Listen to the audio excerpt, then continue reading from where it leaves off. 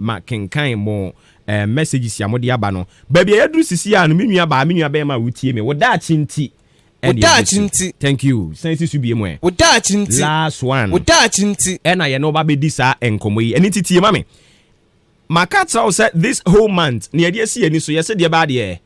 It is never too late to take charge of your future. But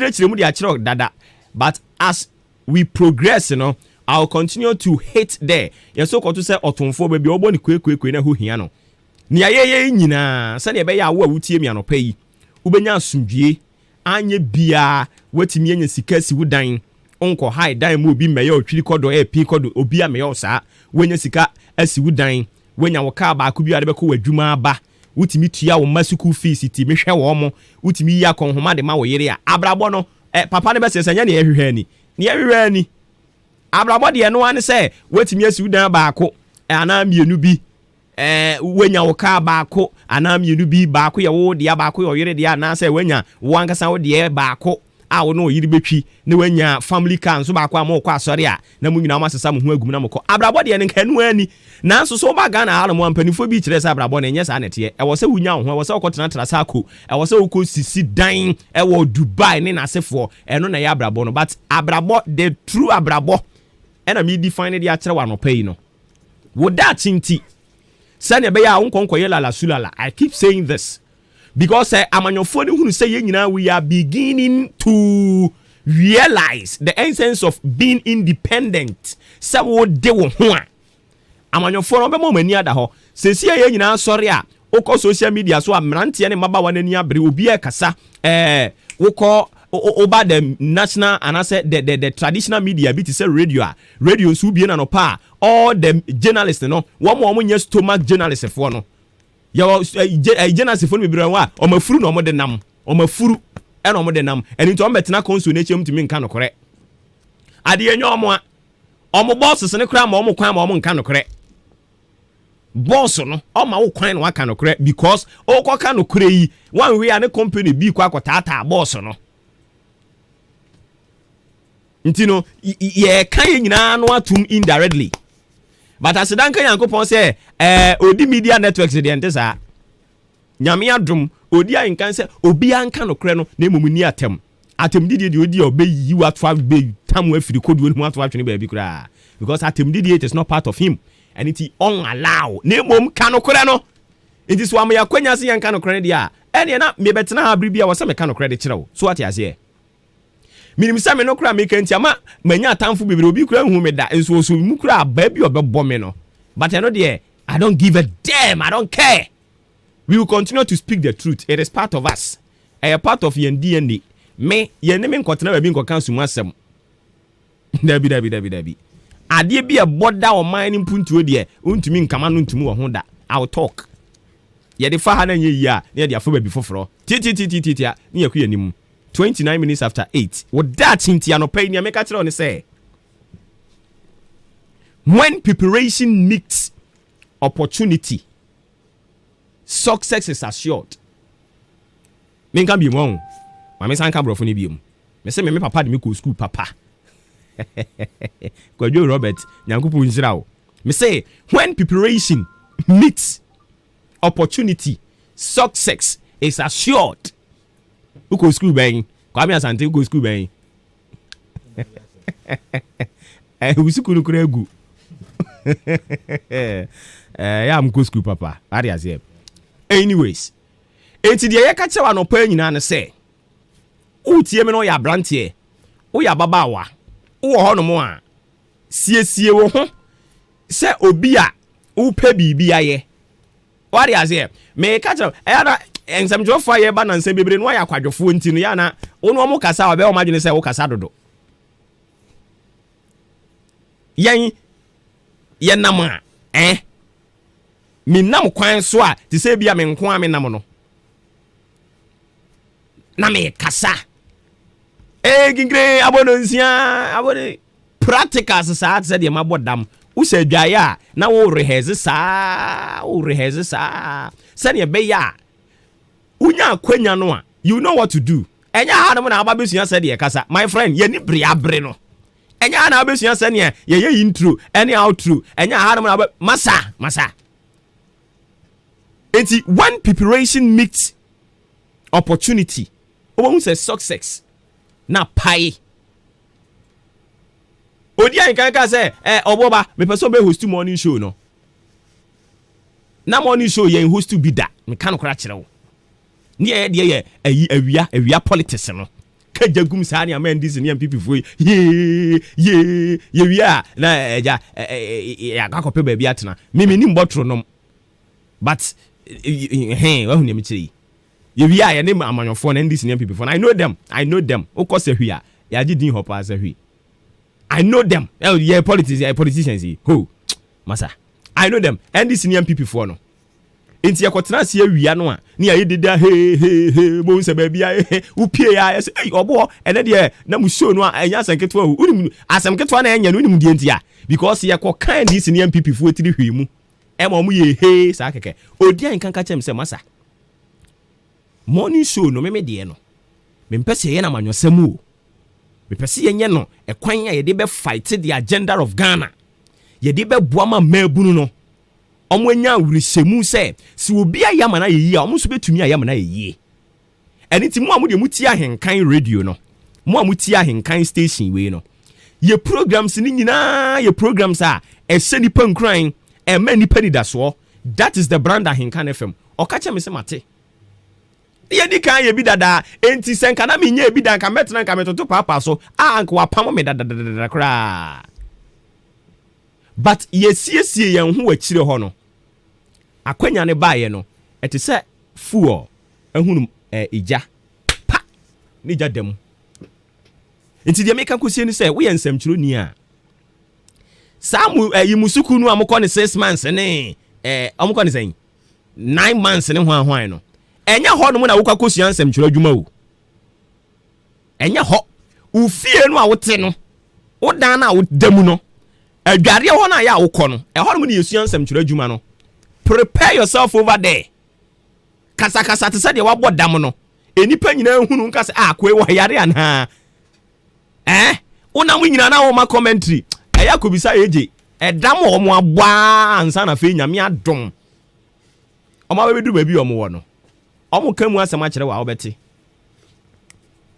na one day say show you so me form nyina no bi aka na asem wo show you so bodam o call do so person baba yensem I don't know why as a nensem for the na aba mani so yi ebia na me so me experience ni ntia bodam ona mu nyina no nsia bo no numa bo nko for ka sakwe wonya correct yes you are preparing yourself for the opportunity meti hay report enya no mudwa mema report wa ma wa gaza uti ya be say yes yesua we learn. And now, crowd we and some no opportunity to the extent say if you really want to learn, you can sit behind Ufun Keke. We've got a lot of pieces where you can learn from. Gone are the days, this our friend is saying Peace FM disappointed newscaster. Ayabisano, see the Abeswa. Ono so no ye tenten gram wi na ye di sie dia yere no e wo se one day o munyina me do betena no be ka makosem bra na esemi mo ache anopa yi enipa bra abre no enti se wote se ne obi aduru ba bia my friend it wasn't just by the day me di kan report to ma henkan sa mo na mutie no sa ta ma bozege anche bia na ba be enti se bibia ni won mu bia e de na Obuoba Ofori Amanfo ntimi na menya ma ha enso na medin wo ha nyina o ka se da hoka awunu so Obuoba tre ha no menya ya ma betena ho bi abozege o ka se ya senketo a you don't know when preparation meets opportunity success is assured and into wo ha boa wo ho farmer field bia me se ya de ba de boa wo ho farmer field bia usiesie ho de ma field bia he ubeduru ho yesi ha no ne kwan da nya pre wato ho na wo de wo asori yi onanka nsanka ozozo pese odi yi saa wanya papa obi be say ne ho tan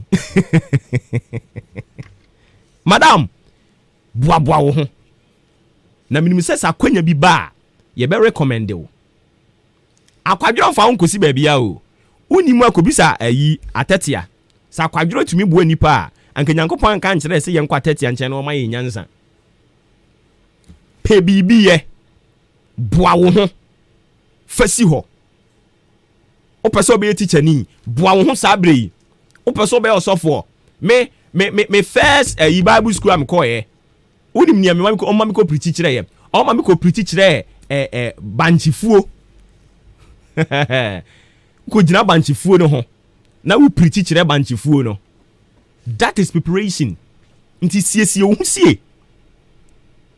siesie wo ho ye de ba de esie se wo siesie wo ho sia a afei akwanya ne ba o fa ne fofo lele ene ne me ka kyerɛ wo no nyankopɔn adom nye kɛse ma me no mienu na o man ye na se mu ntiase de e betena no ma no pa bi a ye ka no o man ye mu ntiase na se wo hɔ a add value to yourself wo hɔ na wo read books na wo sua de na wo kenkan nneoma bi wate ase obi a wadi kan wa adwuma ni mu obi a wadi kan wa abrabɔ ni mu no fane si wani so na sua no me nka se besua ne kasa sɛ se si a nkrofo bibira abai osua wa na osua wa kasa ensua ne kasa you are you ɛna ɔno so yɛ ɔno na emom nia wo yɛ ne na sɛ yɛ wo fɛ ne yɛ papa wo mu no because anya ne wo yɛ ni nyinaa na ne nyinaa ɛyɛ nti opeke de yɛ papa wo mu no na wo sua na wo de boaboa wo ho de asi hɔ sɛ ne bɛyɛ adaache akwanya ne ba o mmerɛ awurade adom nya kɛse ma wo ɔmfa ne ho humu mutu so adom ne nti amen wo daache nti thank you yet waso Eddie amamo kind of so say you live on Ahinkan 93.3 FM dwumadie ne friend Maakye me ofre me den Obuoba Ofori Amanfo road transport operators wo mu buku no anaso wo krata na o me de bre me no wa ha me be chirichiri mu de a kyerɛ wo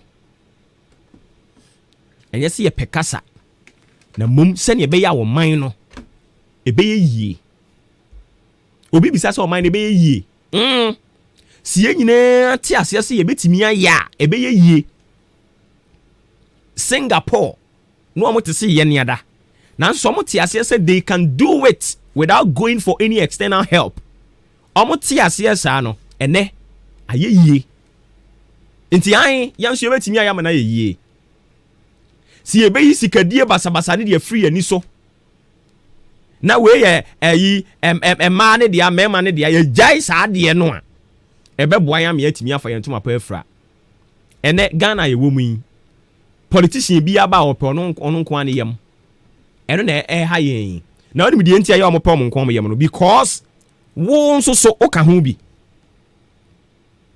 meti hai se maba se odanfo odan constituency monto abama me monto da oni de ntia kapre mini bi enso so bia na nka ha no na nka adwene ni nyina wo enso so monto da because we need tro ye pede ye wawe wone ho awo de ye pra wo ho ade ni benya enti ene because of sikanti omo di opepa wonim de ni nyina kadem ena omo asese omo di animu ni ye sikafo no uni sika you can never become a member of parliament in this country ena mo man ye den egusu area no road transport operators omo release ni ye be kan obrofum ye wi na ya chirichiri mu de aban ankasa ye die mo kire se first schedule increase in public transport fares for the year 2021 na kire se ahyentuabo a wo mo atum no we ni edi kan kra e wo 2021 emu na tie in line with the administrative arrangement on public transport fares the road transport operators have reviewed the prices of the various components that go into the running of commercial transport services. After long and difficult negotiations with stakeholders, a 13% upward adjustment in public transport fares across all categories of services has been agreed upon. This is to accommodate predominantly an increase in the price of fuel. The new fares take effect from Saturday, 5th June 2021. The fares cover the following types of road transport operations. 1. Intercity, into brackets, trotro. Intercity, into bracket, long distance. Shared taxis. It's not just a munyina mo ka hu bi. Se mo de mo ka ne commercial business ya munyinara mo ka hu bi. O ye taxi o ye Uber o ye trotro o ye VIP o ye hwan munyina mo ka hu bi. Upon consultations, government has assured us that it will continue with efforts to prevent a steep rise in input costs. Government has also assured us by a letter from the Ministry of Finance that the suspension of the quarterly income tax payment by owners of trotros and taxis would be extended to cover intercity commuter vehicles to reduce the operational cost. We therefore encourage government to keep to its commitment in this regard. Members are kindly requested to comply.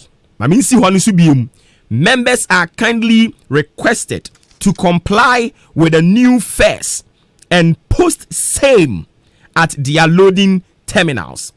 We therefore request members, commuters, and the general public to kindly cooperate.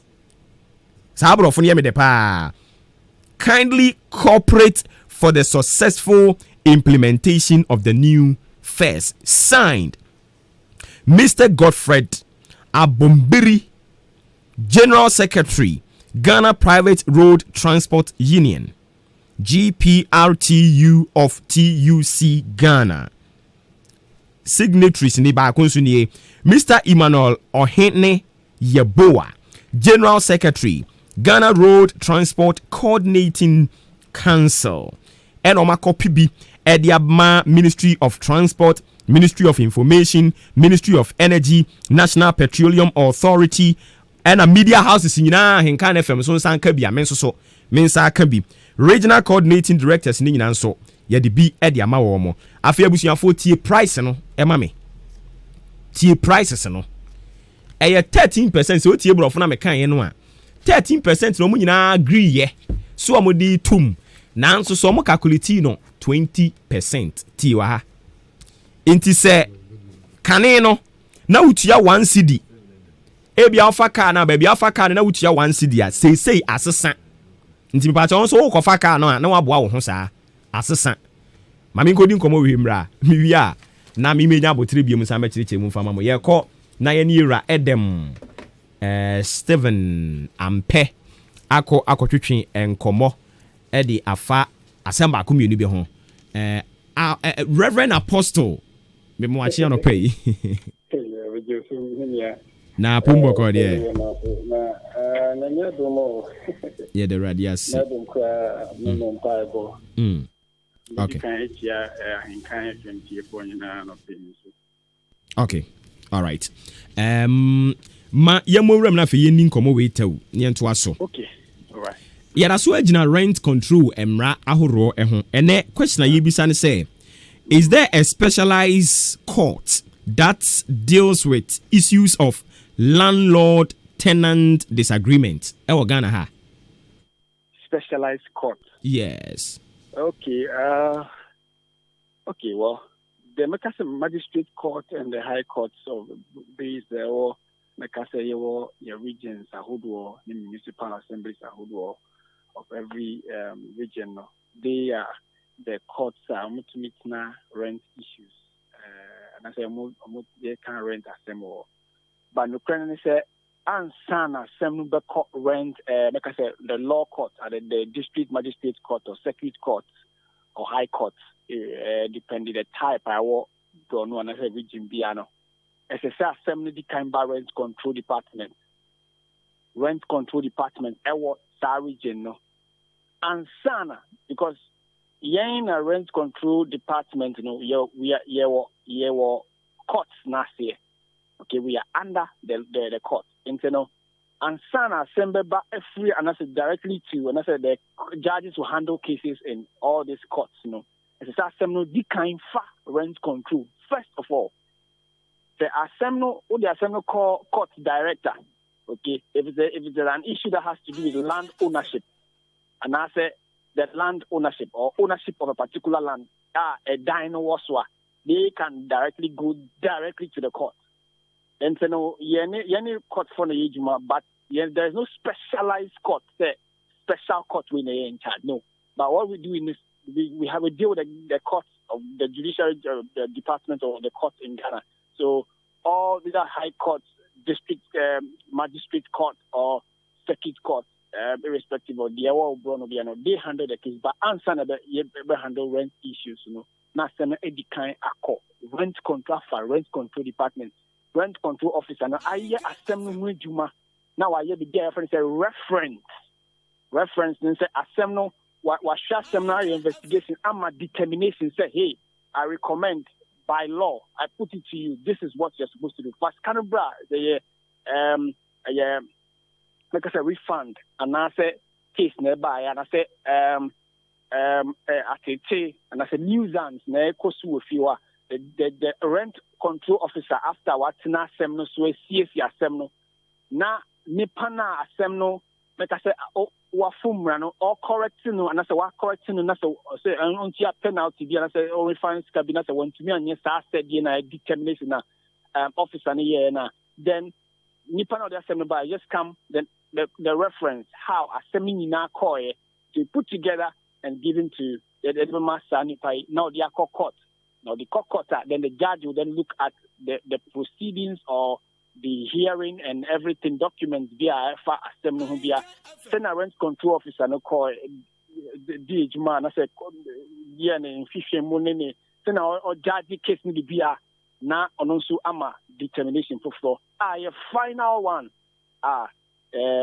Like I said, it's a semi panel or yes, a cabinet or tia count or by any the Kabia also and I said scanner and I said rent control officer and so yeah na I say bro joining in tia so I hear and say movie or church them so some BT cost no kakran so but me or authorities so be as a judge of the court. It sad but say what specific court for rent issue. They make us say all the courts, the judicial department or judicial or the courts in Ghana or judicial system in Ghana, no, they handle rent control cases after assembly rent control officer. Oh, okay. Ma, yeah, na say watch rich inti yebeja wona wakoto wadwuma so. All right, so yani Yura Stephen Adam Ampe or your Western North Rent Control Officer and yan kotwetwe enkoma watu yemfo no na before ye kwakodi sa enkoma no na migusu America about the new transport fares womode aba muma yemfa we no entu yenkotodwem se ne be ya sumdwie ebeba yen cars ahodo no emu enti mame san enkenkan fama wo a baabi akane no okwa na wotua 1 cedi no almost me nchira say e ko 1 cedi 20 pesos enti mu amoje 1 cedi 50 pesos no obuo ni diem momfa mranya adwuma 2 ni etoso biem ebia baabi a wo ko no first na eye 1 cedi 10 pesos te say e ko 1 cedi 30 pesos baabi na 1 cedi 20 pesos e ko 1 cedi 40 pesos baabi na 1 cedi 30 pesos e ko 1 cedi 50 pesos baabi na 1 cedi 40 pesos te say e ko 1 cedi 60 pesos baabi na 1 cedi 50 pesos e ko 1 cedi 70 pesos baabi na 1 cedi 60 pesos no e ko 1 cedi 80 pesos baabi na 1 cedi 80 pesos e ko 2 cedis baabi na 1 cedi 90 pesos e ko 2 cedis 10 pesos baabi na 2 cedis no say e ko 2 cedis 30 pesos 2 cedis 30 pesos most of calculation we pa me kra me so mo asem ka wo mo calculation we mo asem ka wo ho baabi na 2 cedis no almost e ko 2 cedis 30 pesos mo say 20% afi e ba ne sen ɛna ɛwɔ sɛ hwiri kɔ n'anim saa yei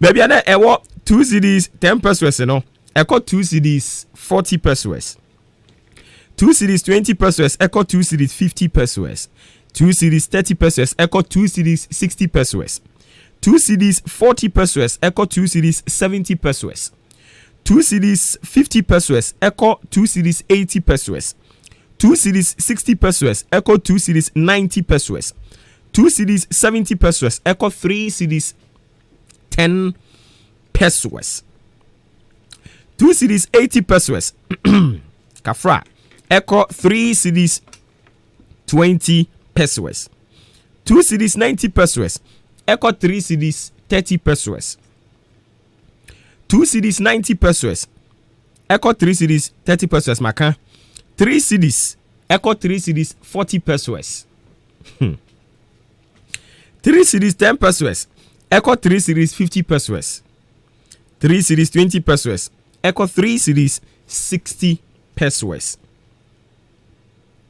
3 cedis 30 pesos ɛkɔ 3 cedis 70 pesos 3 cedis 40 pesos ɛkɔ 3 cedis 80 pesos 3 cedis 50 pesos ɛkɔ 4 cedis 3 cedis 60 pesos ɛkɔ 4 cedis 10 pesos 3 cedis 80 pesos okay 3 cedis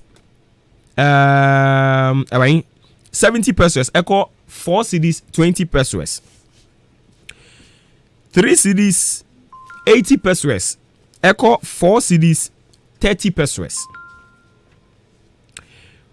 4 cedis okay baby I had 3 cedis 90 pesos ɛkɔ 4 cedis 40 pesos ɛna baby I have 4 cedis no and also call 4 cedis 50 pesos 4 cedis 10 pesos ɛkɔ 4 cedis 60 pesos 4 cedis 20 pesos ɛkɔ 4 cedis 70 pesos 4 cedis 30 pesos ɛkɔ 4 cedis 90 pesos 4 cedis 40 pesos ɛkɔ 5 cedis 4 cedis 50 pesos ɛkɔ 5 cedis 10 pesos 4 cedis 60 pesos ɛkɔ 5 cedis 20 pesos 4 cedis 70 pesos ɛkɔ 5 cedis 30 pesos 4 cedis 80 pesos ɛkɔ 5 cedis 40 pesos 4 cedis 90 pesos ɛkɔ 5 cedis 50 pesos 5 cedis ɛkɔ 5 cedis 70 pesos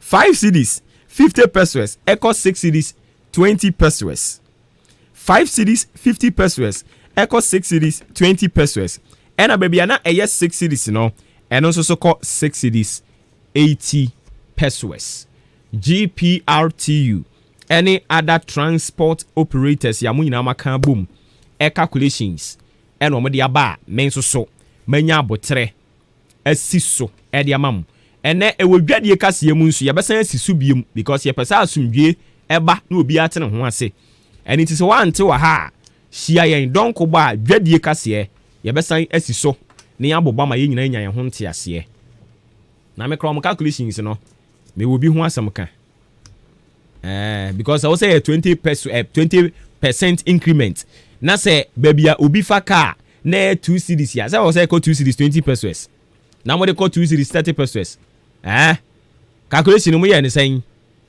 yo Aisa Opinto herbal tea say men kan kire wa no pay say so boost your immune system now prevent general body weakness o prevent now sign ebo ho ban e di free bacteria ho dia me kan for Aisa Opinto herbal tea na di amount o pese o check your body acidity so a eno so Aisa Opinto herbal tea na me kan for di amount na o purify o moja ni mu na emoja timi di afurusane e wo nipadua ni mu esan hohoro nipa kwa ni bi ti se liver kidney and spleens a me kan for Opinto herbal tea di amawa no pay eno achi so pese emoja etimi di afurusane wo digestive tract ni mu a Aisa Opinto de me kan for di amount malaria typhoid and a jaundice ni nyina ya Aisa Opinto herbal tea na se o pese cholesterol and a free nipadua ni mu ana wotete so a won so de no minta herbal tea no diabetes and no so pese yi free ho a ɛno nso so ɛyɛ minta herbal tea anɔpa yi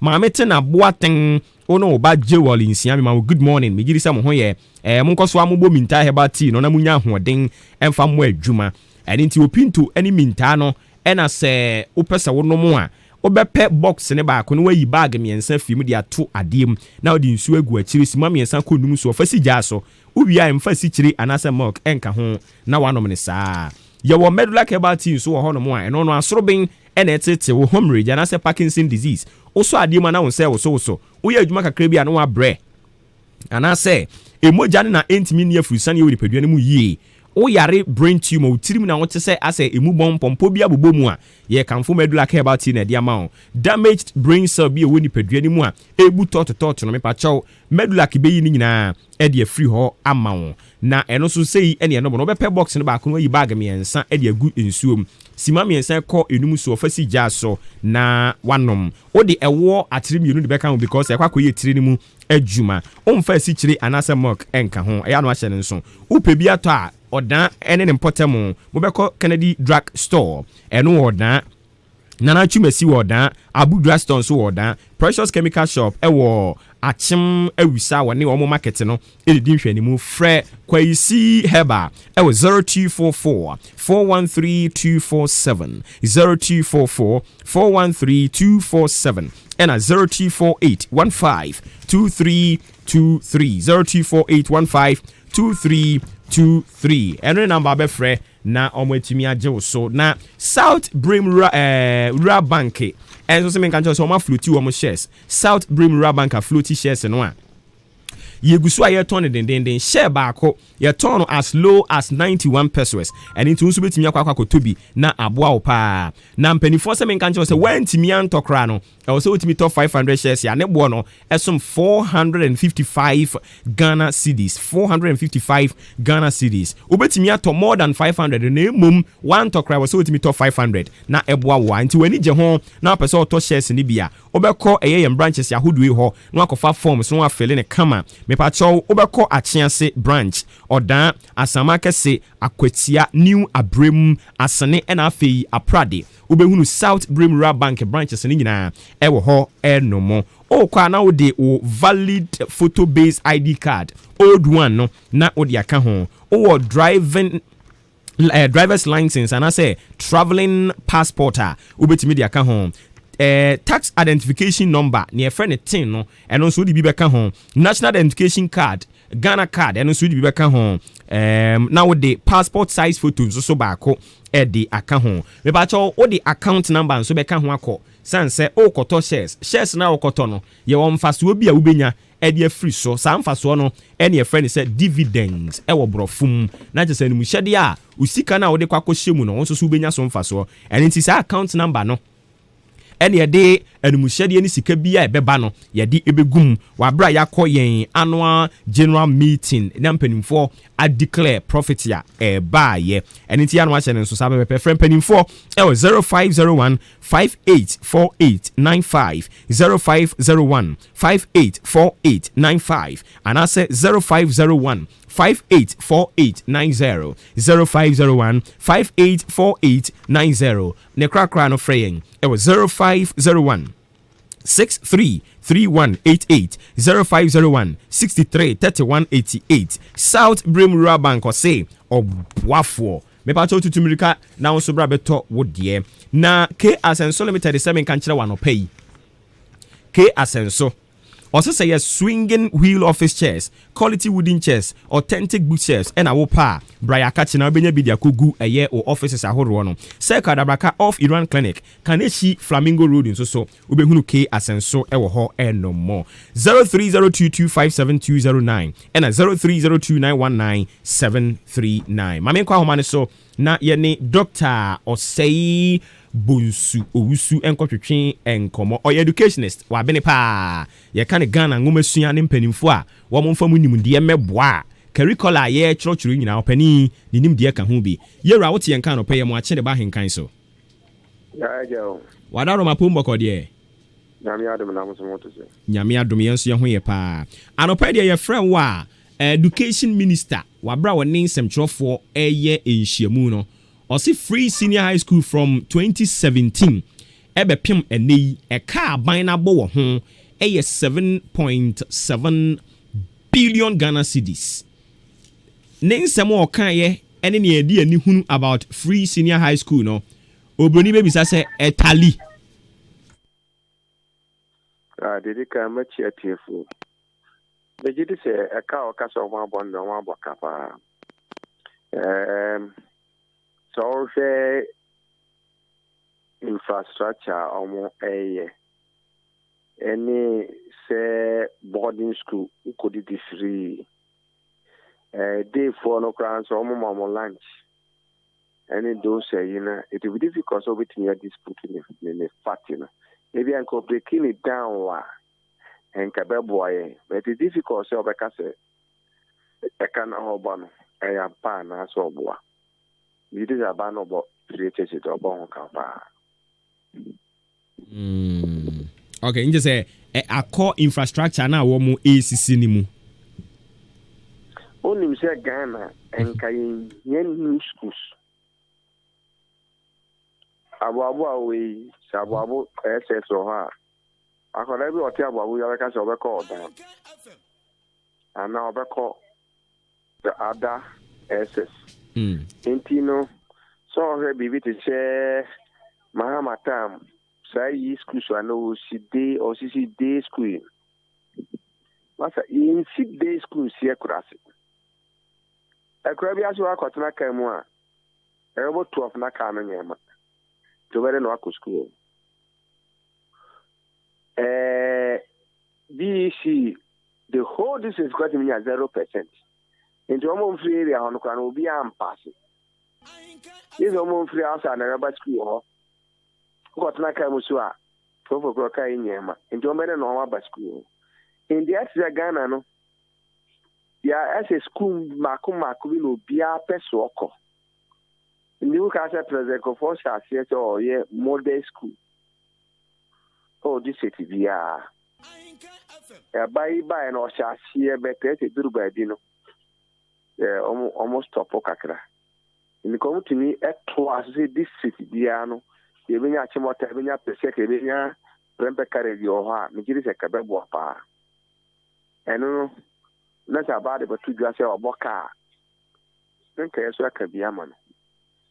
It is difficult to say, or this carabato or break down the animal. But it is difficult because a bit of starting that you need to do a camera. Na CCA said your one Kasakra kind of kama yi. Say, Kane abino, buildings, BSC, blocks, ana wusi no kama ewom said your working CBC a crasia and kwadana so mobeko ho no edin. Bepem nei ye ka sanka ye hu bibi okay obi asi dan asi ho teachers bungalow nka ho other facilities ni ho and ye ba be ya nka sa abre nka ye ntimi nko ye nim dan say ye this 7.7 kasa no abana kasa osu wusi 200 schools o we 28 we buy no we 29 aka ho in this going be twaso a and consi boarding facility nka ho yeah, eno na make say you will be one more. Yeah, but you say you broke by this season. Why ka say en kan okre. So about JSS 3 here and I say o select school, I select school na man. On select home man. It is just about na ka to so be select by. O ka kusi school you know, expansion let's see by before fra o ban ka pese okọ. Or down secondary school, as a Manchester secondary school, one secondary school. And you know, well, because I abandoned 12 ways or 12 war. Yes, I think school can or no one knows in the Quran on a back school or West End field. They will not select those schools.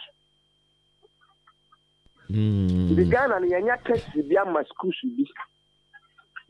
It is for me, this government want to do expansion on concentrated on those areas I can. Because of the e-blocks. And e-blocks, you know, it was a waste of money in Ghana. It's abandoned because we are abandoned and rotty. Men can't say abandoned, but yeah, baby and something about. But say, you run a son also so a Ghana Sikau. ɛna nature will say obo JSS here masa can correct them obo JSS president no fair phone so say broken over choose school ni bi amana na say yewura yenim say aban so ba yeyi nimfie num so nie wawie ne first term and the second term wa sha ase enti say emfie num kura nuru ye kura no aka no aduru ho enti say ye ka say ye toa so because yenim say government is continuation enti oba ye ni obi asiasi wura mu no so okay eye wura mu de nanso so yensisi facility bi nka ho a wa complete 29 schools but that the complete no ni we should complete 28 or 29 ka ho a it doesn't attract people. The Bible is actually more to sex so here to make any those here they on about attention echo nka uma mi wie me question na me pese me bisa no anka bebo apa okay enti dia mi bisa ne se sisi a aban no wasisi dan no se eye wuram se enye wuram wasisi eye Ghana sika ene ye dia kosisi asi ho si ye ka se ye ntoa so na emom ye concentrate wo baabi foforo a enye oman ne ye ebo na bro oman no ne ye ebo na bro beto eso aban so gin oman ho se even inwura mu ho na ye ka ho asem no okosi school si ho a wo chusu school na abana ko ho ana na se ye betimi ama na look attractive a ye ma no omo ni beje ho ba bia ye attractive already no ho na ba no e dey to as once uzu se mprimpri de ye priority no Obuoba the nearest secondary school here or da Sweden here o ko se sia o je because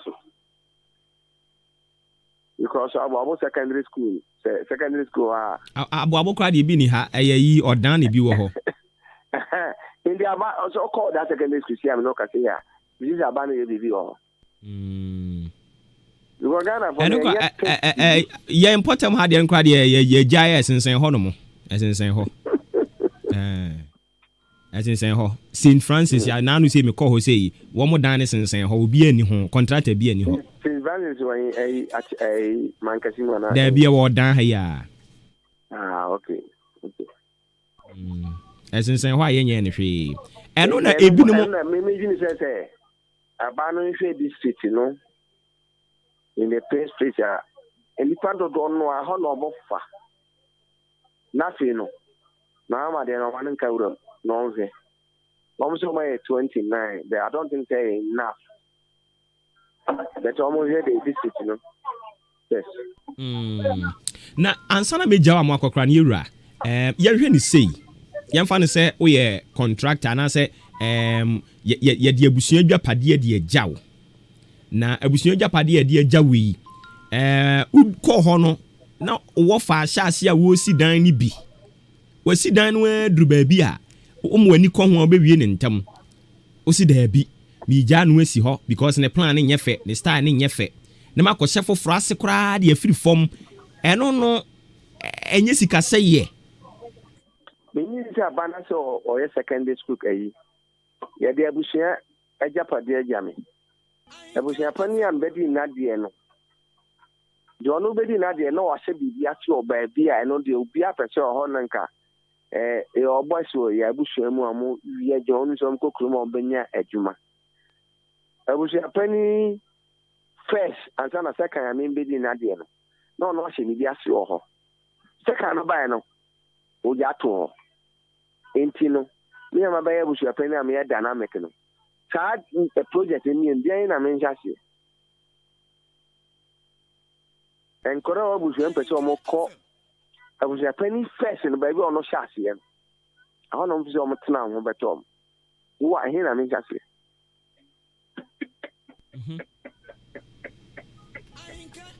you're right you entino se da me ka se odan secondary school se na project bi ho ana ko for shase wanwi mama baa no obahye secondary school Obuoba class obi ama ho enti se wo mimi na maba sesi e wo a ehe na ye na abeto aso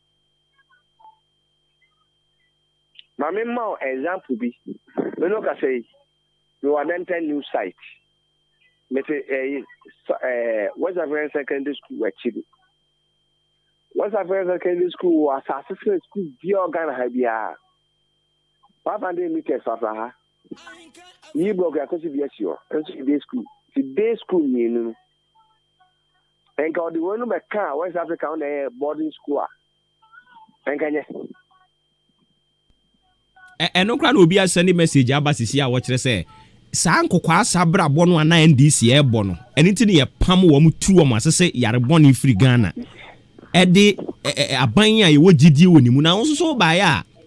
Na on so yi sa same yare no a. Asa o microphone sesi form. Enye no ya sa ya de no. En na ba yi. Aba no to wa de ko for shasem. Enti mi fi share enke nya community school. Oh, this city, beer, separate facilities, achimota facilities. Rempe carriage, opokuare. You must have their presect pen. And the honor minimi. Presect or land, but only boarding facilities. Cabano, yeah, no more ever washing, say, or Sakushi Secondary School for. Now, you're MPP ni project. NNDC nso ni project enti se Akufo Addo na hya ase se omampani Akufo na hya ase Mahama na hya ase ni nyina na yenim se Ghana sika ede be nti na yenim se Ghana sika no Akufo ni Mahama ho odi ka bae de ma ai Akufo hya ase no Mahama bae no so be sini de na ono agedin enti no Akufo Addo aba so oto abe ma ai Akufo ye no so Bonnie Ben Way. Yes, and Nekura Badi, one channel. No, there said that done. You knew it. Into almost toward the 4 furnace. What said that we had done on us over 12 furnace. I'm not saying your bandy, you know. But all the air class a housing project as a Korean pong. Not that the Brio, the Via Basu, Sagremedian, we. As a Korean pong, yes, I see 10 years ago. And I drew baby as it in it is all now, yeah, the end as a cut was. You share the cost involved, or the bear, say a year renovation, or say we shall see from the scratch. I don't really know, but looking at the lifespan of project here, Yura Kufo, any abandoned the Siho, any project here, Yura Mahama, Nansean, Wofri, so no so I Siho. Nani me manusiansa. Na ni mienu yese dia ye jesi ho no mo 10 years ya ene ye kwa enua ni nyina kra pro ye kututu ni nyina ansa nya kototo foforo dia hyehye na ene ye wo bi wo ho eno de enua ne ye mo no na emom te se bia nchensen na eni so ne ye to nchensen ya kuru so no ni mienu no dia he na eye capital intensive project ni nyina Ghana government dia ye sha se dada no ye nwi onu say and is for a hospital one hospital Mahama hospital a champ on a chassis unimsa Kumaru hospital ko na chassis Sewura hospital and so you know the Mahama project even Kajetia project there's a champ on time in the radano omun no metwa current so Yera ma ye na sia no pe bibia ne e besan ba biem all right Yera Dr. say Owusu Bonsu educationist na ye ne no eko kasa ye no ye toa so e di ama o kan na hye ne so se nyame yadom afiada yi ye di abrempon anamuntu e di bebremo afiada we nso so ye wo surprise e di mamo your surprise e di mamo pa last Friday no ye de Kwame Sifa kan na de bae ifiada we nso so ye wo surprise e de mamo nti ya no atie bi no nso ekopem non wotwe e de bro so ana pa ho ni nyina ya adwuma ne ho de ntia nti basa no ate ase so ari ase thank you ye beto aso na se na bidika ka chem se na ye beche fuel drivers no ye che enum ye che drivers enum fuel ene na omo de adu omudwuma nti bra ne so a ye be kire ba bia bakwakoji fuel no na afei ye bisa o question ba ko mienu tumi ansan no akwaje se ne ndra omo ye bisa omo question omo tumi ansan ye ɔmo kɔkɔgye yɛ no saa pɛpɛpɛ na ɛnɛ deɛ no so ɛbɛyɛ ɛyɛ no akyɛ ne nso ɛde ama me wei si yɛfrɛ no Gilfrey Drazel more mekɔ aba bɛkan ne message no yɛnkɔ ahoma no so ne mmarahyɛ bedwani de ma 10 ɛnkɔ twetwe nkɔmmɔ yɛne honorable Sulemana Adama ɛkɔ twetwe nkɔmmɔ honorable tie nka no pɛ yɛ mo akye ɛde ba ahenkan so na pom bɔkɔ deɛ yɛgyiri sɛ 10 foɔ ho yɛ okay ma yɛnya saa ayi wei ɛyie o constituency na yɛ 10 anaasɛ time time oh okay river nsuo nsuo ne yɛfrɛ ne time no oh okay na yɛnya ne kyɛ sɛ wo se 521.3 million a ebi kura keka ho no ma wɔ ne dendenden de ama Ghana Statistical Service adan usuro wɔ mo ana minia so omo ye Ghana for and ye de Ghana sika show nsa nti ye nyina ye mpese hu se mpempi no Ghana for no ya na ye inquisitorial ye hema ade ni fiwie ye prosecutorial sorry ye hema ade ni fiwie ansa na ya ka ho asem nanso ede fiwie na asai nti na ye nyina ye boy ho kokose ne ye nyina da bia ye boy ho kokona na ye bo kokose we die ye mfa adwuma no nye ne ye wose ye se ne ye be ya emfa so a e benya wo census no ho no ye nsa beka efise ye census e kire se enka ensuba ye benya no ya teso enka ne ye benya no ya teso yesuku adan ne akwan nyina ya teso enti se ye nya ho mfa so a na ye nso ye nya nsu anoma ama na wi peye e kire se na ye mo akire ye titi emfa sika no nye ne ye wose ye de ye ni yie sika no so enti nyoma e wose sika no ye no so ye hu ni yie ana kire se agoro nso be so ana ifra no pa for me na publicity no e wo fem ma me gidi se still e wo fem enti ye mfa modawuro ni yie na dwuma de ye wose ye bibia emfa ni na say honorable we kra no mo ana mo approve sa budget we uyi no kra si nchen a Minister of Finance Ken Ofori kire say 521.3 million kra no omonsan kan ni nyina abina raise 427 million into wo kra say wasenka utumi force boa na ne aka ne de beka ho na ne awu kan yi ami dia Ghana ha obi ani ho wa ya adwuma onya adwuma yetua ne ka ho ye tell say census ne adwuma bi a enyoma na esi no census adwuma ni bibresi ansa na census na nkasa du enti to say recruitment, to say training, to say procurement on there for nyoma no nyina esi amu sika na ya release no ne aka na ya release ye no ye sika e de betua omo mbe ya adwuma no eka sa adwuma no so omo ye adwuma no so a parliament approve sika na mo na mum de sa parliament approve na mo no kra na ma me kwan se e wo se ne bokoko no efi se parliament approve sika no ma omo enti e wo se omo be accountable to Ghana for through parliament enti Ghana sika na ye bo ho ban na for ye na approve ye de na so sika no e do so eso efi se in 2010 ye de 74 million Ghana cedis and a year census no. In 2021, we are reaching 521 million Ghana cedis. In the level of inflation, and the Parliament approve my Minister of Finance. No, they approve sometimes not with estimates, a specific estimate for various subvention organizations. Ministry they estimate in the paper, but the details for each subvention organization may not be there.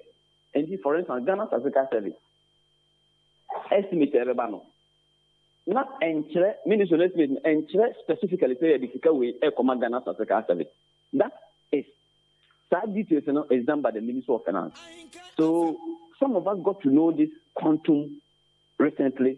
And in the can one no man can say sikano obi kodi sika menkansa. What I'm saying is it must be used for the right purpose. One of the purposes, is publicity. And the publicity will have to happen before census. And also, it is to your parliament.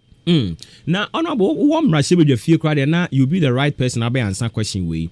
Over the years, ɛna parliament mo approve sika edema institutions ahoroɔ electoral commission kura ka ho bi bɛpem ne I think so recently ya na abatwa yɛ to no 2020 ɔmo tie adwumayɛfo ɔmo fa wɔm ɛka mo wɔ nhyehyɛeɛ bi wɔ hɔ a sɛ mo approve sika de ma aban institution bi anaasɛ ɔman institution bi na mo kyerɛ mo sɛ mo fa nkɔ yi wei na ne ɔmo de kɔ akɔyɛ no ɔmo anya nwia a mo wɔ asotwe bi de ma saafoɔ no a mo frɛ wɔn ba na mo de ma wɔn mo. Okay, me that's parliament rule na nkasa no approval of budget and I say you be holding government no accountable. You approve budget na you be holding government no accountable. But when you budget no estimate of near abano person or the spending. And let's say Canada ho. But you say what must say. And for instance, electoral commission at the budget back, your committee of parliament your friend no special budget committee. And no NCC, electoral commission, legal aid, any organizations, you know, almost budget in a hon echo, that special budget committee, you know, and so. It is approved, for instance, electoral commission budget, special, electoral commission, you know, a budget, and your releases. Budget na approve more money, say a binary releases you can more. But this particular electoral commission here, abana my associate say the budget no you release so okay say bosomi here chomi electoral commission e attack meeting and o kan kire o say omo nyamfaso e wa abato we ho minim say mo yes yeti bibi sir o omo nyamfaso because na man for say electoral commission ko boka. First of all, it is so surprising to some of us say electoral commission MP and the temporary staff no nyina ka. Sikana abandon release any organization no. That organization must come back to parliament now about accounting for what he has done with Jessica. To see I'm not say ministers need to bring their media review. Or they about media no. I don't think you know the Sikana yini. And for that special budget committees, you know, also usually it is done in media area. It's a Ghana Africa service. Almost census is for 4 years. Now, so within the year, the Carabana approval they will come back to come and account for it. And for me, I'm still surprised about the fact that electoral commission temporary staff no own Pia or Moka. I'm still surprised because that money, to the best of my knowledge, was released to the electoral commission. So and we are still waiting for them. They will still appear to the special budget committee because in the middle of the year, Abana can have the supplementary budget. So when you come, they will ask you how the money was spent. Okay, so we are surprised about the delay of a yes, Sika was your demand on temporary staff, no?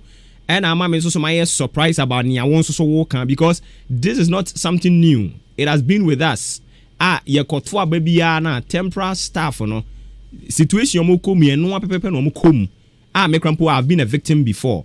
Enti eno na ama me so ase me so nia ho so wo kan ho aya me surprise kakra yi wonte da wa hu me nia ne tie ne say oh matipen say my politics yi de be MP de minim what goes on ne tie ne say parliament no enye ya juma ne say omo payment ne sa anyoma no parliament bi de akire na mo me ya juma ne say sika na ye de ma omo no have they used the money at the intended purpose of more use. But almost payment to temporary staff, if they don't pay, not say on the floor of parliament, then you ask them. So see, I'm not say, Obiani, when you information of parliament, say temporary staff for more electoral commission in Omoka. And a parliament doesn't work on that until somebody brings a statement or somebody brings a petition to parliament. Then because we work with evidence, we should get evidence to be able to act. And so we were na yentia neka na ehama na o the challenger obetima you see on the MP at the petition about parliament. The moment it becomes documentary evidence to say ni person must see or your adwuma bi yentia neka no, then parliament can pick it up and work on it. Recruitment as American nipa e form wo sense of fear baby nipa ni bebre kwa they have been denied because of political considerations. Now, so why never be like I said, maybe could be. Yes, me a party winning into a young family. So because you don't have that, you can say that on on the floor of Parliament because you don't have the evidence. And if somebody must officially complain to Parliament, say, me, my electoral commission, you money be me challenging it. And yes, say, me sorry, every issue they say, yeah, obi yentia electoral commission, you my phone, temporary staff on yentia moka. What is my evidence? Because a house of records, House of records. So somebody must bring the evidence to the floor of Parliament. Then we will pick it up. Now, the electoral commission back no because say adwuma mo de ma yen no yes e be tua temporary staff 10 million Ghana cedis ye tia momo yes e be top by battery machine say ya we don't have the evidence to say no until somebody say they have not paid us and this is my evidence then we can take the electoral commission on. Okay, you better that crana afro near dinkomo about any me koso of parliament na onso so wenya botra chirichiri mu ama yeni say ye kind of parliament ni yenya botra chirichiri mu ayira Suleiman o was abotra nti brand so ye better that afro near the parliament nkomo extensively and de ye di PHC no ho enkomo ye wogidie se mo so atitaye e wo se mo de ma wo mo no ma ye ni nyina ready as parliament. Definitely. Yeah, so yeah, but the rule. Send it there, be answered in the commission. If you come to the floor, and you know my evening, and we are all doing every year, send it there.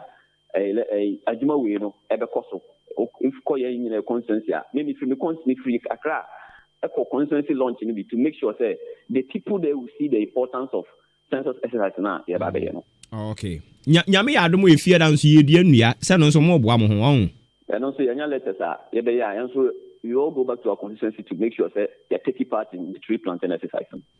Honorable, you too much. Bibi any ebesa babiem. All right, and it's any Honorable Suleimana Adama Ting Mrashe Bidwani and I ne kwatwetwe enkomo no wabokoko osisi kanwa ye de mam panimfo no me kire population and housing census of no momfanya adwuma ukokodi a waso be yese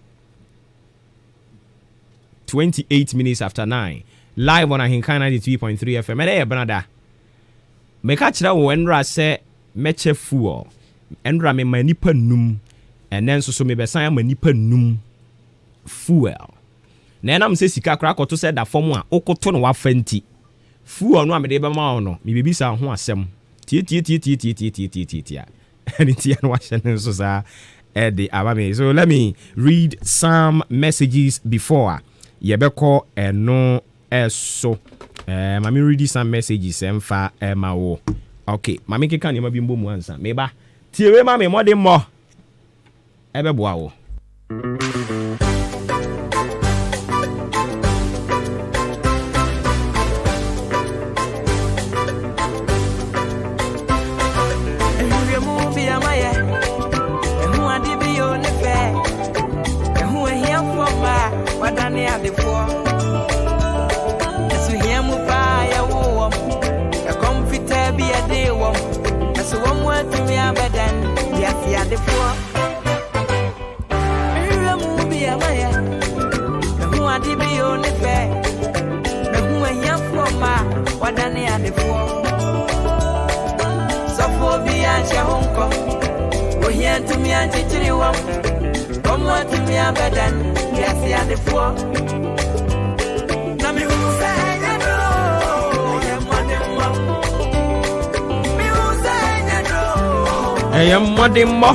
Okay, you say you drone a many pa ye name me modern more, but this one is a sad one. Oh, ye wafa asemo.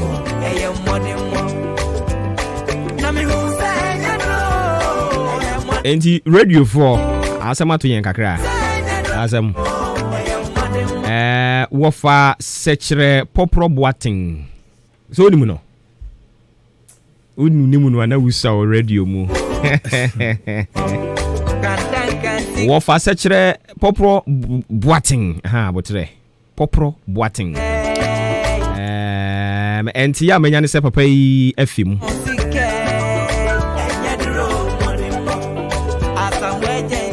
na ni din ankasa de ofori sechere boating wofa sechere popro boating papa no kenkan kaseyebo na utie ne jingle pa utimi say yes and ya menya ne se papa yi afrim nyankopon onkyekere abusuan werɛ nyankopon onkyekere abusuan werɛ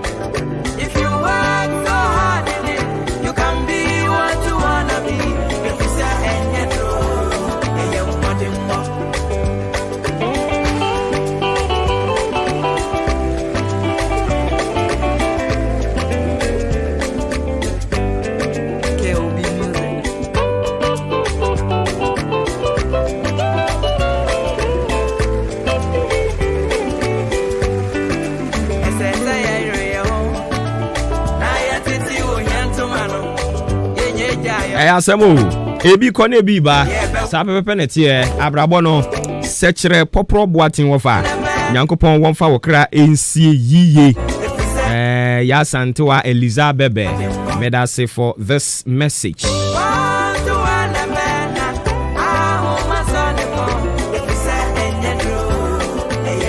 ompa Ghana semchiro adwuma ni mpanimfo bi adikan wo mu wofa sechere popro boaten sabre okenkan kase wo Happy FM osanso kokenkan kase wo Adom papa woji he o ena Hot FM wofa sechere popro boaten yango bon fa wo kra nsie abebo adwuma ama o my Ghana eduru ba bi ne mento ofa nka kra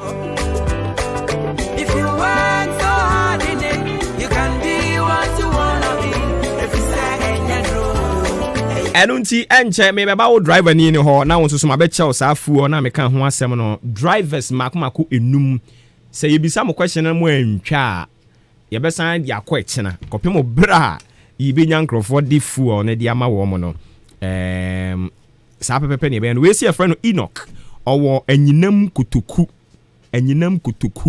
osi otie yen live ewo anyinam kutuku ahenkan FM when the audio frequency no crack on 99.3 and 93.3.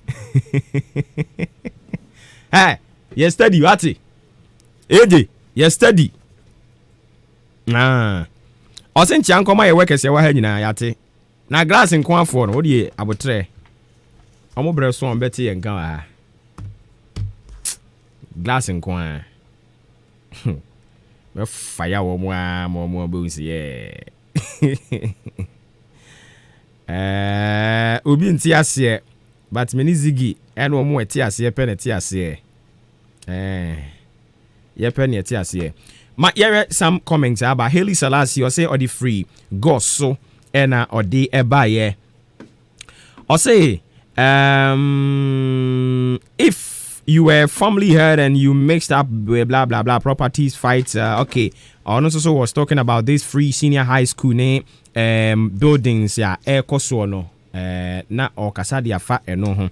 Thanks for coming through with your message. And Dr. Downblow Premso Apeusi can also by also the once vibrant Ghana is now on the verge of collapse.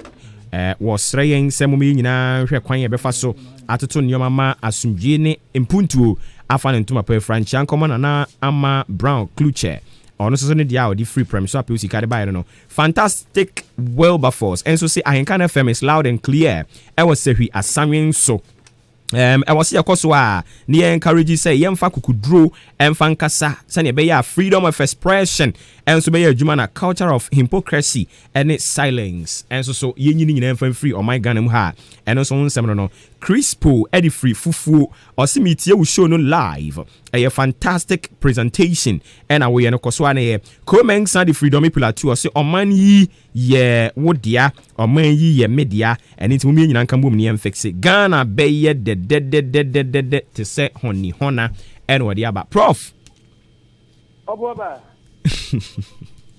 ai fana ubutu eva big filling station number 2 I know at Roman Kasa and NDC party office no enhwani mu pe. Okay, chiremu ye se be ya driver na obe wini fu no oba ho no ma wahunu ba bia oba nti science su biem o se achemodan hen fa na wo achemodan na udi wani akire runabout ana se so aduro kwan so no udu NDC party office na wa hwe wo nsabonkum big filling station number 2 hanom na migina sesi a ene ye betu a yimfu e che no so a che se me ba wo bepiem wo ha fu a egu tank mu wo ha de adrafo no bia ba beji di obetumi agi bia kosi se ne tank ne beye ma no obia di obia pe bia ne nsa betumi aka e wa hanom okay migidi so mo abiem wo ho omo biemu pa je se me ma ye kra na so mo di ka to adeda je se aha di oduru ha nkan no abozigen no nyina ne nemu wa ha adrafo no nso no we are sure say obia guso a otie aye kra do se nei obetumi edifu eno ebi. Okay, yate inti ye befa course no na ne obewini no ya forward the amount mususu munti mo ho ide munti ebi na won take note why man sa pepe obi. All right. Okay. Inti yamana for prof na yete ne kan di free achim odan Duke filling station na what did the ekoso ho dia bra inti me ba won so driver ni ne ho hwe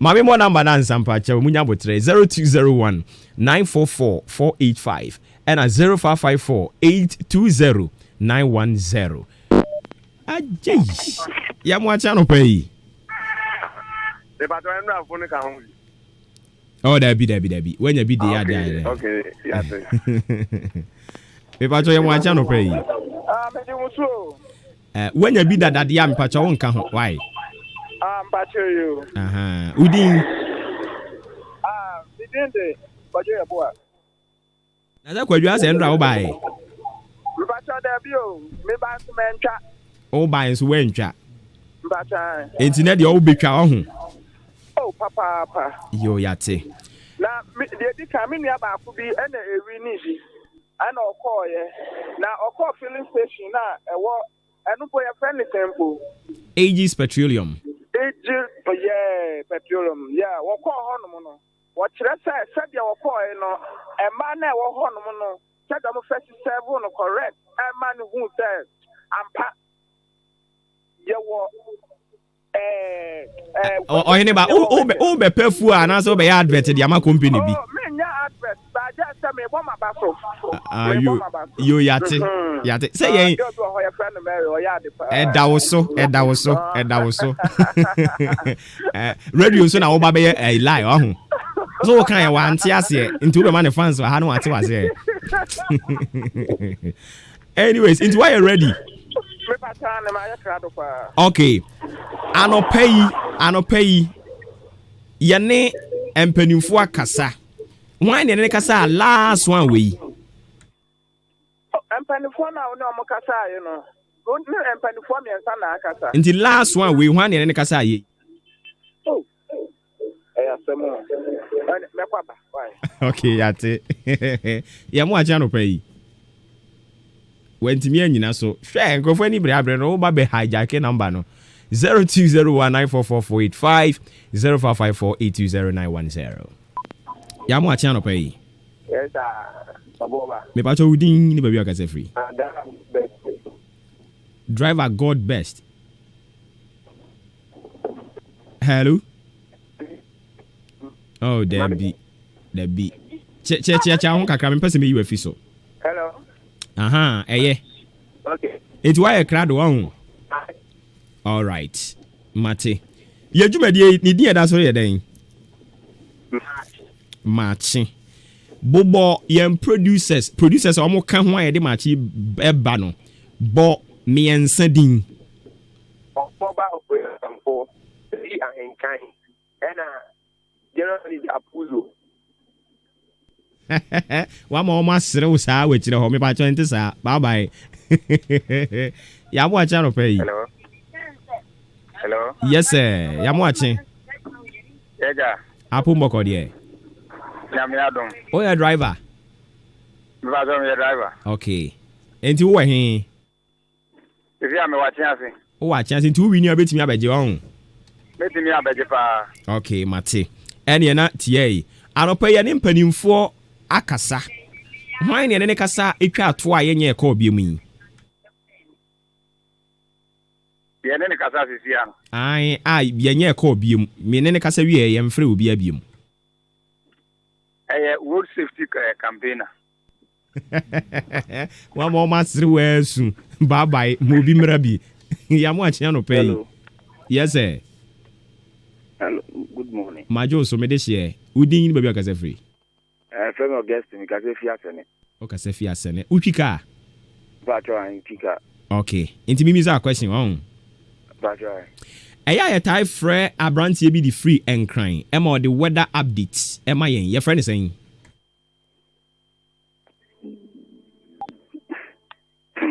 Hey. Oh.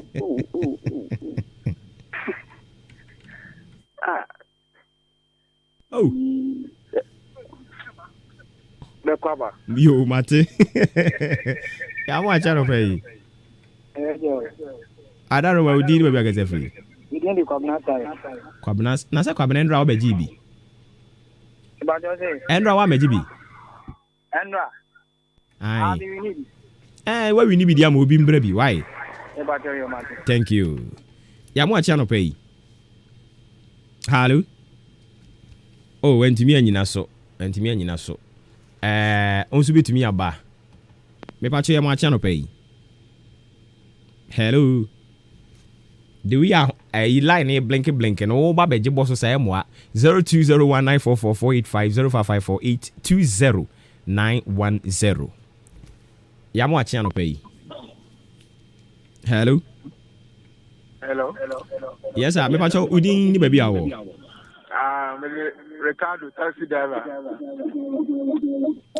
Inti lowa we ni kakra ma me why? Yo. But that's say wutie na imum lowa no. Thank you. Ye mi say question on. Obetimi ansa. Okay. Anopa ye hinfo no me de matching sports de bre yen. Matching sports. Mpacho an. Yo mate. Me can sports no yes eno kra den ko hese ayi omo me sports no wo ho no ma from bra no person ya announcement bi me refi. Me pa cho ye mo acha no pay. Ejoso.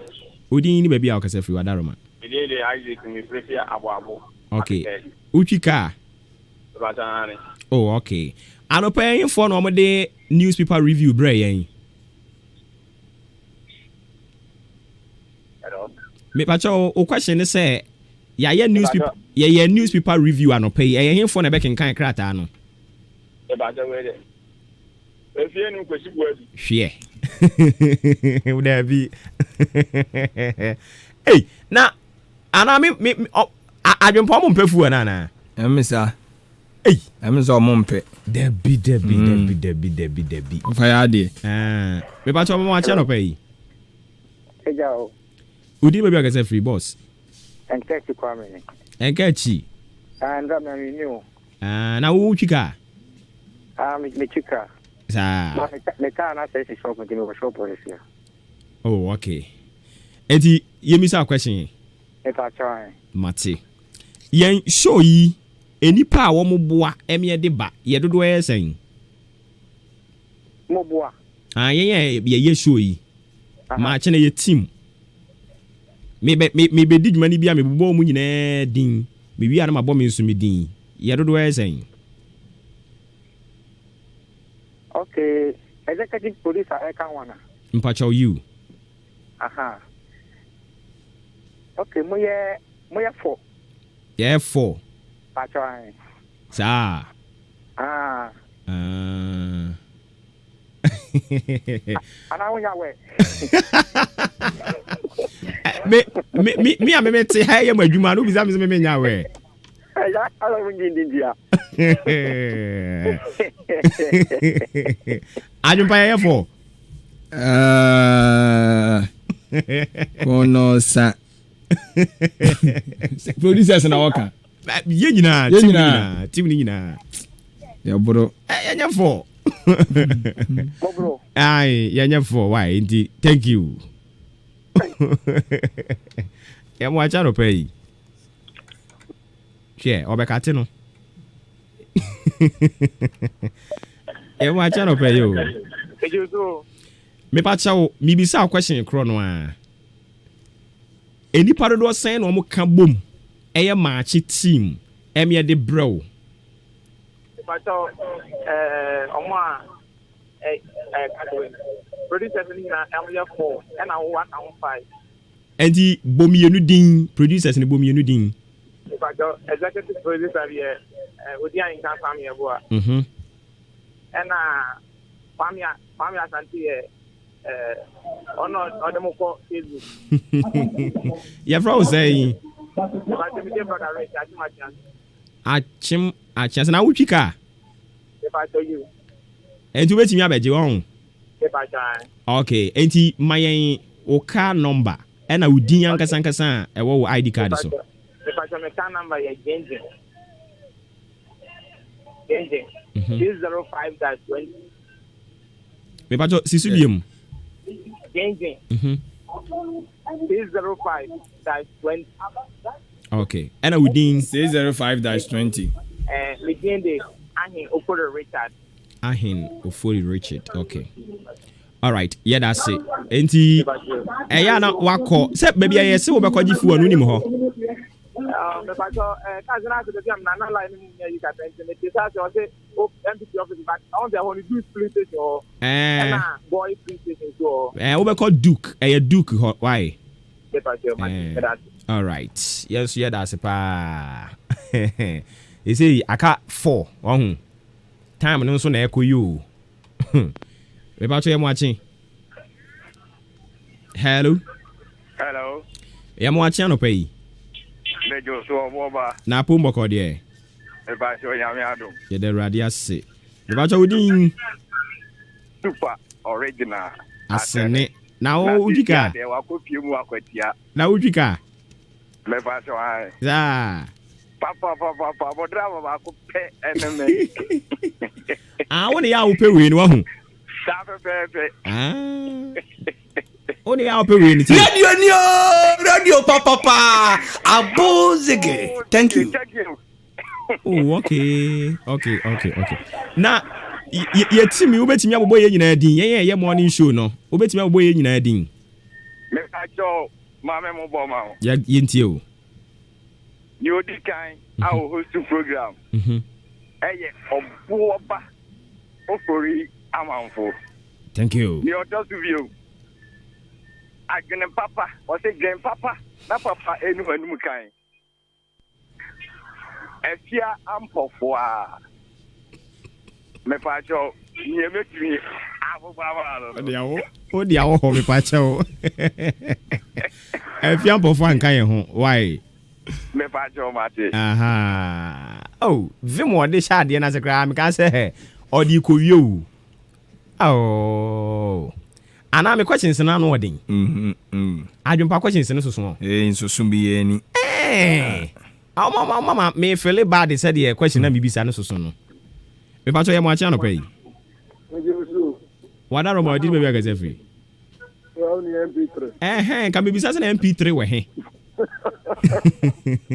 My blaster. Oh, I say mo ahoma no so aye shi. Na MP3 am bi wa hu. Me ba wa ya so na se wa me ya Edi o dia wa ka question be na yemfa ma wo MP3. O dia wa mo fashi ma o dia mo yin chaso. O pe fu no. Oh, fu me pe. Ada na me pe. And as I was a who answer questions and I fu. Ada Mimi said oh, okay. I no pay when or they matching sports break yin. Any AG. AG nim ni AG. Or last question. Na yeah ko. Na say 2 questions so and I went here. No problem. MP3 dem person man question back.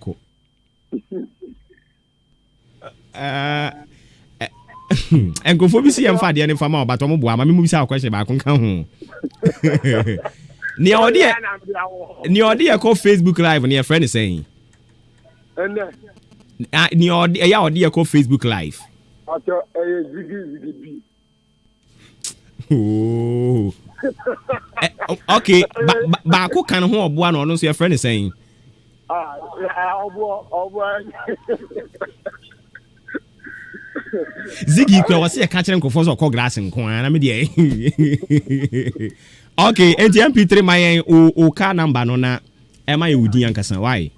Okay, me di ankasa gari e plan Ebenezer someone and the one driving license. O car number. Me car number no. Aye. Jin 32 27 21. O car number na wo ntumi. Me car number say Jinti. 32 27 21. And I want to your froze hey. Ebenezer Asamoah. Okay. Me driving license. Yo, yeah, that's it. Me ba to ye mo acha no pay. Hello. Share. Ngofo ni bre abre. Ye mo acha no pay. Aba. Yo, nana. Wada ma apu boko de. Boko na so. Nyame ehumi mobo. Udi ni ba bi awo. Augustine ni masaba. Augustine. Na se ndra wunya bia na. There be no menya bia no akra de mantumi afre kra. Enti Augustine wa ka kire me question ben e na mimi sa o. Oh. The question that form. Question that form. Na se question that form you no bibisa mo a mu ntimi ntwai. Eya manim la form kakra. Sa. Patron. Enti anopa yi info na di newspaper review by. Hey. Asem kreni. You mate. All right, inti ebrani nsunti ye de besi nyame adoma yetimi che sen. Mienu. Yetimi che mienu. Asem kreni. Ye mo acha no pay. Hello. Me pacho ya mo acha o. Me jemoso. Odi ni baby awo. The family answer. Because I see on that me. Uchika. Patron. Oh, okay. Ye jumadi aye die ye friend Maakye. Na anopa bia no, enoma bebre koso. Ye friend weather forecaster. No a kire en wiem bobre. Man na ye friend no ye friend is saying. Patron say, yeah. Eya odi ewiem bobre nsem de bre anopa bia no ye friend is saying. Obuoba Ofori Amanfo.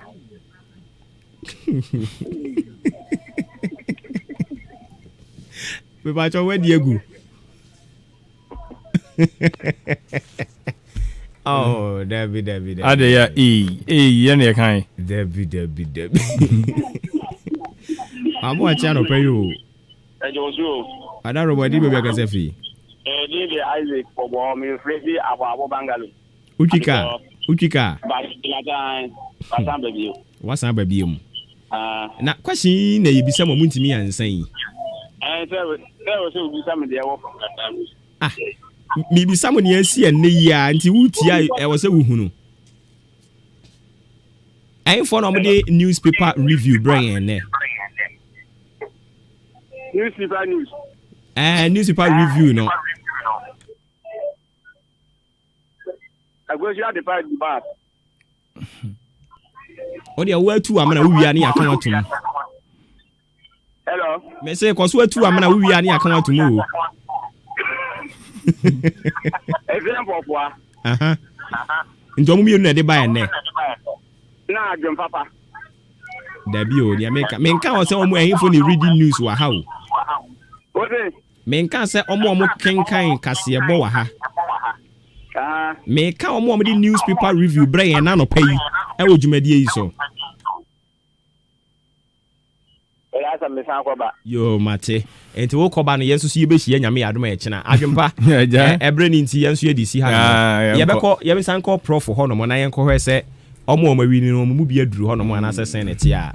Nti nyame adoma e kina ye be san atoa so. E wo se ye ma wo mo fu oni nyina. Ene yetimi che sen. Enipa sen ni nya ye 2. Enipa 2. Ya asem wo. Simple questions in so. Simple questions. So obi won ma, obi won the fact ne say onti otesi ye chena nim say oh. Ye pese omo etie de ye no. Na say wentie na wona mo a wotesi ese echefu na wudi mirika bechima to ha de a eno no beboka. Oni ye bebisa bia untimi ansa. Ekobasa na mama me nso makọ nipa boni ni ase mitrim odin bi no. Enso Azema di free Azema Ventures kire se totally or agree pa say Ghana Medical Association penifo womo ede kokobodi afa eyiyu ayeko ekoso e wo se John ho no so mam nimra ne so emwa yen oyibo bo atenso di free atwoma nirebehi e wa santemantam emu osenka kranka mampanya Kufuado of fixe Ghana o enchia nkoma honorable Amoa Ewuku MC atwoma Nwa Bieja South and or the free hoba oyibo bo atenye da say for coming through with your message. Ebioso Sir John so mayachi Minister of Education Dr. Yaosedu Chumi. In fact, outnally lot of interventions, any innovations or mampanya Kufuado de babeboa ama 20 undertaking since assuming office in 20 okay if 2017 be pem sa abre eniema woro mampani Kufuado aye no na opani so akire ko mensa ye da se wasan de message aba prof hello am say want yenka e was say yesan twisimu ye na fe ye kokofa the final one na ye nto aso. Okay, yemre so krampo ya ayemre. Mami esi dakonwala bi obon nsam se show no so good. Yankoso ana yenye. Nyankopon hira yenka no kre. Gilfrey Drizzle more. Ose me pa chew ye frame me Godfred Kwashiga Exa. Me wo Takrady Beach Road. Ose de bia yet say party communicators especially ruling NPP. Okay, mami kwa humane somra. Hello, Prof. Obuoba Ofori Amanfo. So far, obi aba ba bigini fuola na. Nipa mienu enetimi ebu ansemisa yebusa wonu nti wonyina ede ahohare aba bedi wonfu no emma tese obia de sere ene tese nige etu anadwuma so na Obuoba adrawfo no in fact atobeto beka omama me rafo papa fize ne wusi kroma ushia driver fo du a emu 9.5 obia ti ahenkan mache na ense musa wo ya YouTube for kwa betumi ayi ani omo ntumi ayi anu ama me ti yesra o ma obia ti ade hundai fo ni na ade omo adwuma obia esi me sheda yo survey kakra ansa na me bepie modusu a ba bia befa bia ka bia ni wa obefo a na eda station fufuro bia nti yesra omuntonko so it is say na ye pese ye che 10 fuel edema drivers no enra ye che enum ene ya che mienu ochina ye de miensa ne beka ho ebeto aso enti omutie a omuntie de ye ka ne yie omuntie na omunhwe programs na wo Maakye ne mu nyina ni wona ye be from no mun take note of it omuntie ne tra keke yesra wo sa ye da say enti se omawie dia de bra why Maakye papa. All right. And it's your money for Prof. Any attending candy free. Achim or da Duke. Is it Duke's and not Duke? Duke's filling station. I don't know. All right. In just a Jumedian so cry ye we anesa ye brasso. I mean so no cry my bra. Ye dia sedabe call Eddie ama udia in kan kwame ye boa. Ono eno ye executive producer na boafo nie. Adwempan ni Kofi Mensah. Eka ho sanso so ena Kwame Asante ka ho bia Clement Granting eso ka ho me ofre me Obuoba Ofori Amanfo Nyankopon ya adom e Yesu ama no de yenkwache e besana ba beto osom kese ne so na onto si ebehia biem no mi gya wo de wa share afia ambovua obo owie penante se adwuma ba beto aso hwe ho si ye ne Yesu ba mu a otumi nyini che afia ambovua obo twaso ebusianfo eye anapa nontu abon na ebo se dia na ye kase tew na mede eba wakwan emo ensama hodra beko so ewo na ye prem to bre na ye numre no nsia kase bomu na mede ba besomo enu ntimisra wa datalanku one side tie bi mi amede ebre wo medin afia ampofoa na ensama hodra obeti bi ne se national security strategy launch ya kwa launch ya ne ye banbofo betwetwe ho nkobo rasani ade betwetwe ho nkobo afa so question na ye busa ne se o my Ghana banbonsam eto sen eno so won sebo betini nyina na de hia wonu waduasa wo ma no dam esupa se enyoma bebre no na ho akwa atwe ede ama wo mo we ama ne boni ato na twiri mo de ho nsem ebaba basomye na ukopiem ewa chem odanso a eye station masters se wo mo sra da manfo afuka no emnafo fredi aba hyentuade ya tomo no obi anhwe na wonje ntume no ho nsem so setie ni kase egboamu aya na wachen wa supreme to brede ene enumre no nsia ade na Ghana fo bi so atoba no agu his excellence na na dan kwa kufu adoma mwe so nam se John ayiye ho nsem protocols a wonum endi so sanso ne beko enkrampupu ne mantam asante mantam sani ahyentuade ya tomo amanfo ho nso nsem ahodra wonum ewo eka efa ho sanso be ena ye bebo ntoa ewo AMA district me klasa ne manso across district ne mo enkuranke to amiensa bi hihya we ba ko de achemba ntama mofram ene tianka mankwanta ehwansam nyina da yato yamane boni atwiri mu a ode ho ensam ebeba basomye yabekọ Brim South District no HIV AIDS yade sane ekoso ewo ho ehwansam nyina ebeba bepiem ewo yakase ebo ahodro emo ene wiem boblen so ebeba na enapomuden sam de yehwe eyensunsu anso boni a enro ebi wonu ampese obanyem no wonu num nro ahodro yane adoketafo ebetwetwe sa enro enketenketi ya nomo no ematitu wonum afa ansa nom ne be ma kwa dasania obebon ho by every nyinsen ho ensunsuanso e wo so ne ho entasa ene jase wonsam nyina mesra wa dakase bomu aye prem to brede ena afa numre no nsia de ya na wa chen waso na watebinti mesra wa da prem to enumre no nsia bo a Tia Henka 93.3 FM News esan say ya woni oma papa bebre no na de mantin sama wodra me bobo so no eye nsema be piem ewo kasebo ni mo kase tew na ha na medi sie medin afia ampofo amedase